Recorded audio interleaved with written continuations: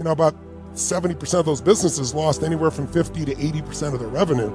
So if those of you have business owners out there, or God forbid restaurant owners in places like New York and California, my heart goes out to you all around the world, or Australia, anywhere you are. And I just want you to know that these next few days, my commitment is to show you what we've been able to do in so many of these areas so that you can really have an impact, so that you don't find yourself feeling out of control. And don't get me wrong, there's all kinds of things we can't control. We all know that. We're in a situation that's unlike any we've seen in a long time. And with all that has created even more strife politically, strife that's gone on racially in some parts of the world, the US, for example. But in the midst of this winter time, and it's clearly winter, some people freeze to death in winter. Other people figure out how to snowboard or ski, how to build a great fire, how to be with their family, how to grow. And my heartfelt wish is to really serve you in a way this week that'll blow your way, that'll really give you the momentum that you need.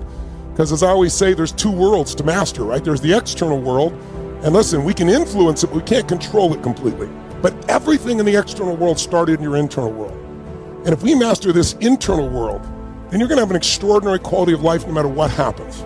Patterns that'll make you angry and frustrated and stressed and overwhelmed and lonely, depressed, overwhelmed, whatever, stressed. And there are patterns that'll make you feel excited, passionate, playful, strong, resilient, something that'll make you feel euphoric even at times. And many times we think it's because of what's happening in the outside world. But the truth is we all have what I call an emotional home, a place that we go back to. It's easy to see when it's somebody else that they should move, but it's what they know, it's where they've grown up. But we all have an emotional home and we don't see it. And that emotional home is controlling the quality of your life. I don't know what it is you truly want, but I know there are specific tools that'll get you through the problems, the challenges, accelerate your success, and most importantly, make sure that you have a fulfillment. Because there are a lot of people that succeed in business and finance and their careers and even have a beautiful family, and they're still not happy. Because their emotional home, what they kind of grew up with inside themselves, the thing they know, they go back to, like those people going back to the home that they know is going to get destroyed again. And so we want to see if we can't expand your emotional home this week and give you a set of skills, tools for your body, for your emotions, for your relationships, for your business, for your career, and for your finance. In other words, let's look at the full picture of your life. And what I've discovered is you can't separate these two. If you try to think yourself into thinking positive, I'm happy, and your brain goes, BS, read between the lines, I'm not happy, right? You have to be able to train your body and your mind. When they work together, there's no limit to what you can experience. But you can have $1 billion and have a miserable life, true? And you can have no money whatsoever and have a magnificent life, because it all comes down to the patterns of emotion you have. If you got $1 billion and your primary home, the emotions you come back to, your brain finds a way to get back there, whether it's good or bad, is to feel frustrated and angry, then the quality of your life is frustrated and angry. It has nothing to do with $1 billion. If you have the most beautiful children, a great husband, wife, great family, but the primary emotions you live in every day is worry and stress, then you don't experience the love and joy of your family. Your life is called worry and stress. If you have certain emotions, it won't matter how much you achieve, it won't matter if COVID's here or not, it won't matter if there's political division or not, you're gonna be miserable. And if you can find a way to master this internal emotion, where you have more gratitude or more joy or more excitement or more passion or more drive or more hunger or more playfulness, your life will completely transform. Because the way we measure our life is how we feel.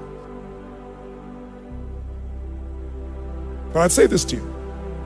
If you want to change a relationship, the number one thing you have to do is master your own emotions. If you don't do that, forget it. There's no hope. And what's wonderful though is it's easy to do. It's that energy is part of life. And if you're sitting passively listening, you're not gonna be able to listen very long, certainly not 50 hours, anything like that. If you turned on and you saw a rock and roll concert, you'd see people cheering, going for it. If you went to a sporting event, why do people do it? Because there's an energy there. So I create that in those environments.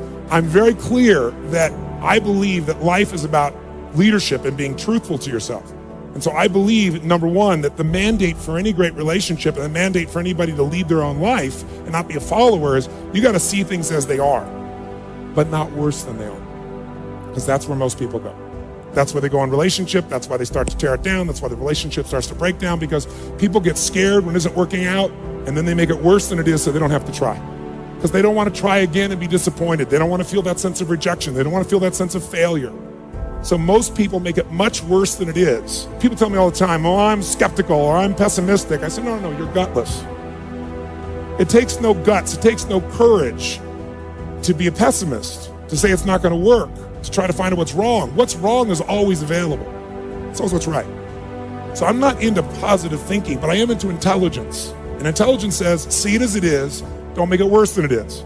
The only way it gets better is if you can see it as it is. Don't make it worse than it is. Don't try and make it so it's impossible to change. That's not true. It's not true at all. The second mandate, I think, to changing anything in your life, to leading your life, is once you see it as it is, not worse than it is, then you got to see it better than it is. Because that's the thing that's missing from most relationships. There's no vision. I mean, without a vision, in the Bible it says people what? Perish. And when a relationship has no vision for greater than where they are, that relationship is going downhill, if not destroyed. I believe that every relationship, every part of life, every part of a human being needs a compelling future. If the future's not more compelling than today could be tough, but if the future's compelling, we can get there.